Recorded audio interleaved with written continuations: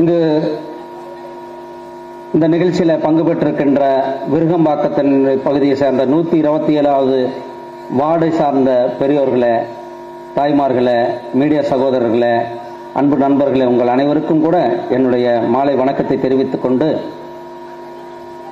இந்த என்னடா நீங்களாம் நினைச்சிருக்கலாம், ஒரு மத்திய அமைச்சர் நம்மளுடைய திருமுனை கூட்டத்துக்கு வந்திருக்காருன்ட்டு.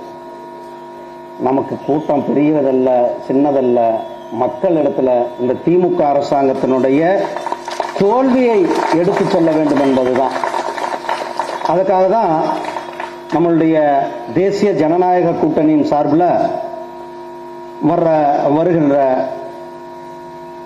கடந்த 17ஆம் தேதி அன்றைக்கு துவங்கிய இந்த கூட்டங்கள் 28ஆம் தேதி அன்றைக்கு வரலும் ஒவ்வொரு இந்த மாதிரி பகுதிகளில் ஒவ்வொரு பகுதியிலும் இந்த மாதிரி கூட்டங்கள் நடந்து கொண்டிருக்கிறது.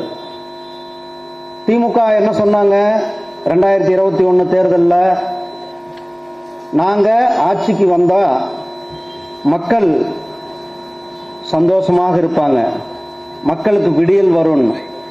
ஆனா 4.25 ஆண்டுகள் ஆகியும் கூட இன்னும் தமிழ்நாடு விடியாமலேயே இருக்கிறது. சகோதரர்களே, இந்த திமுகவினுடைய அராஜகம், திமுகவினுடைய அட்டூழியம், இந்த திராவிட முன்னேற்ற கழக அரசாங்கத்தில் மக்கள் சொல்லன மாளாத துயரத்தில் இருந்து கொண்டிருக்கிறார்கள்.